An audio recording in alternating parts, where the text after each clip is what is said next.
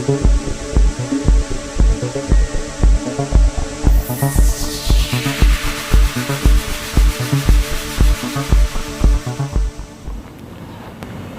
ทรงค่าไม่สูงห่มส้มมาตอนพี่น้องเขาขาผู้ส่งเลเพนตังอูตังหันตีส่องยูทูบเขาเกี่ยวใจกู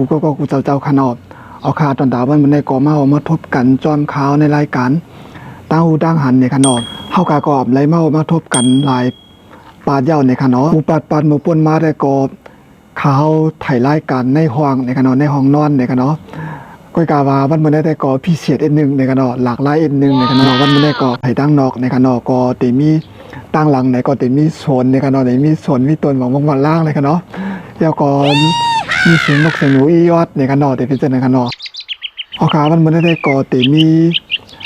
ของกินของย่ำในขนอดมาผักตอนปันพี่น้องเอาขาในขนอดปีนอันในในขนอดดีพี่น้องขาหันได้อยู่ดีในขนอดอันนี้ก็จะเป็นน้ำพริกในขนอดน้ำพริกอันนั้นก็กันแต่ใกล้ห้องกันแต่ก็จับจุบจับปากแต่ก็ว่าเป็นปลักช่องในขนอดปลักช่องน้ำพริกในขนอดถ้าว่าพี่น้องขาไข่ปั่นแห้งในก็ติดตามปั่นแห้งข้าวไรในขนอดแล้วก็สั่งซื้อไรอยู่ในขนอดน้ำพริกอันในไว้หึงไรในขนอดไว้หึงกาก็ไรในขนอดอันหน้าตามันก็ตีเป็นเจ้าในขนอดที่เป็นเจ้าในขนอดในก็ตีเป็นน้ำพริกปลักช่องอันนั้นก็เอาปลาเฮ็ดในขนอดพี่น้องก็ติก็ยามหันก็ยามกินก็ยามเฮ็ดกันอยู่ในขนอดอันนั้นได้ก็เพราะว่าค่ะ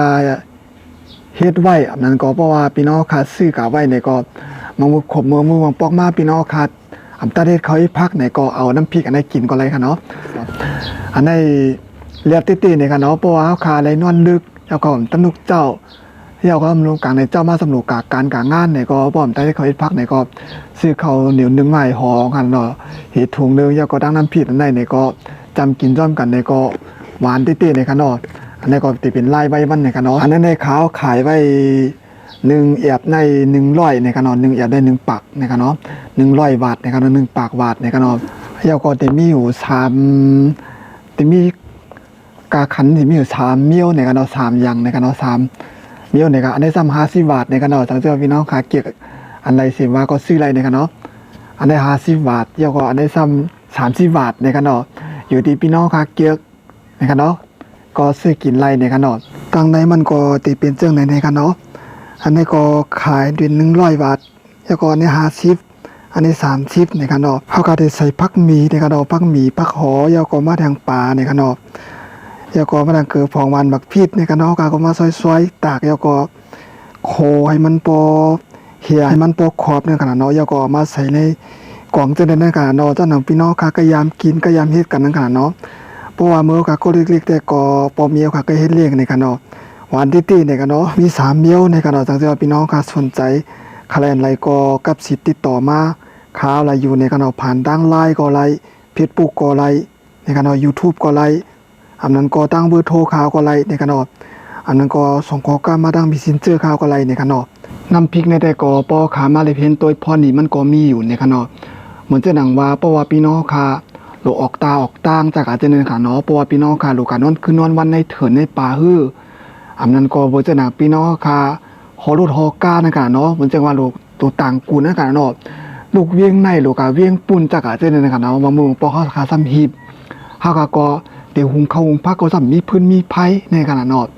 มือปอกซ้ำลูกเราก็ก้อยจ้อมตั้ง5เลยก็ติเปลี่ยนในค่ะเนาะเฮาก็ตกตาตกตังแต่ก็มันก็เมียนติในค่ะเนาะเฮาก็ซื้อน้ำพริกในกว่าป้านะค่ะเนาะเพราะว่าค่ะตันเฮ็ดก็ใจเพราะว่าค่ะมีเมเจ้าเฮือนก็เพราะว่าเฮาก็มีค่ายามตันไป10 โลกว่าในก็ใจมีเจ้าเฮือนเฮาก็เฮ็ดปานนั้นค่ะเนาะเพราะว่าเฮาก็จำมีเมเจ้าเฮือนจะอยู่โตก้อนเหลวนะค่ะเนาะยาวก็โล10 โลเนี่ยโตกว่าไปตันเฮ็ดแล้วเนี่ยก็ซื้อกว่าก็ไล่นะค่ะเนาะก็ซื้อแล้วก็เอากลับไปกินจ้อมตาจ้อมตั้งก็ไล่เนี่ยค่ะเนาะลีเต้ๆเนี่ยค่ะเนาะเฮาก็น้ำพริกเนี่ยมันไว้หึงไล่เนี่ยค่ะเนาะน้ำพริกในมันน้ำชามันน้ำเมียนในกระเนาะก็เพราะว่าค่ะโคให้มันปล่อยแห้งๆนะคะเนาะโคให้มันปล่อยแห้งๆแล้วก็น้ำมันก็น้ำเฮาก็เก็บง่ายเลยค่ะเนาะมื้อค่ะก็ได้เรียกก็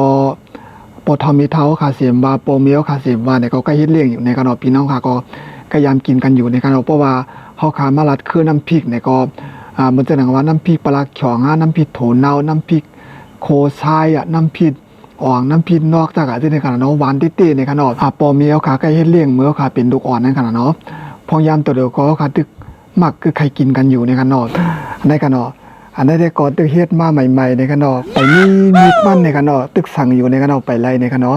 เพราะว่าอะไรมีเนี่ยก็เตียวมามีใส่อยู่ในกันเนาะจื้อมันได้ก็ขาวต่างไว้ว่ากินสังในกันเนาะกินสังนะครับติต่างจื้อว่าจึงนั้นในกันเนาะกินสังผมจังกินสังล่าก็พี่น้องกันว่าสิกินน้ำพริกขาวได้ในกันเนาะที่มีอยู่กาขันในกันเนาะกาขันมีอยู่อันในกันเนาะ100 บาท50 บาท30 บาทในกันเนาะสังเกตว่าพี่น้องค่ะในกลุ่มเพชรภูเขาเสียมาในเพจเพชรภูเขาเสียมาในช่อง YouTube เสียมว่ากันเนาะสังเกตว่าพี่น้องค่ะผู้ว่าปั่นแห้งตัวตีช่อง YouTube เขาเสียมว่าตีเพชรภูเขาค่ะเนาะใครกินใครปั่นแห้งเขาเนี่ยก็สั่งซื้ออะไรอยู่ในกันเนาะตีเวอร์โทเขาก็ไรซื้ออะไรตั้งเพชรภูเขาก็ไรเวอร์โทเขาก็ไรนั่นก็ตั้งไล่ก็ไรอยู่ในกันเนาะเขาที่ส่งปันพี่น้องค่ะในกันเนาะพ่อพี่น้องค่ะเกี่ยว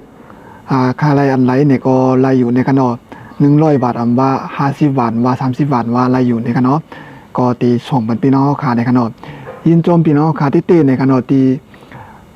ติดตามตัวปั่นแห้งวิดีโอขามาตัดสีในกันเนาะหลังฮือตีเป็นตั้งหูดังหันพี่น้องเอาขาตีมาปั่นแห้งตัววิดีโอเขาตีส่ง YouTube เขาเกี่ยวใจนั่นในก็เขาเด็กคัดใจหาเฮียก็เอามาผักตอนถึงพี่น้องเอาขาในกันเนาะวันมื้อนี้แต่ก็เขาอะไรมาแนะนำรัดนี้เขาเฮ็ดไว้น้ำพริกในกันเนาะสังเกตว่าพี่น้องค่ะไผก็ไหลใจไหลสนใจใครกินใครสั่งเนี่ยก็สั่งเข้ามาอะไรอยู่ในกันเนาะเอาค่ะตอนดาวันมื้อนี้ก็ติขึ้นรายการเต้าหูดังหันเอาขาไว้ที่ในก่อนในกันเนาะปัดนามาแต่มีเต้าหูดังหันสังธรรมาตราปูเลยโหเลยในก็เอาขาจากไกลมาติดตามตัวกว่าจำกันเทียงในกันเนาะตอนดาวันมื้อนี้ก็เด็กขึ้นรายการเต้าหูดังหันเอาขาไว้ที่ในก่อนในกันเนาะสังเกตว่าพี่น้องค่ะมาตัวใหม่ๆเนี่ยก็เพราะว่าไปเลยติดตามช่อง YouTube เขาเนี่ยก็ฝากติดตามช่อง YouTube เขาเกี่ยวใจปานนี้ปันแห้งเขาอีกนึงในกันเนาะยาวก็ประเด็นปันแห้งซื้อน้ำพริกขาวก็อะไรอยู่ในกันเนาะมีตีในกันเนาะมี3ราคาในกันเนาะ3กาคันในกันเนาะ100 บาท50 บาทและตั้ง30 บาทในกันเนาะพี่น้องค่ะก็มาประเด็นปันแห้งซื้อกว่ากินได้อยู่ในกันเนาะยินดีผมชมรับตอนพี่น้องค่ะกูก็อยู่ในค่ะไม่ทรงค่ะ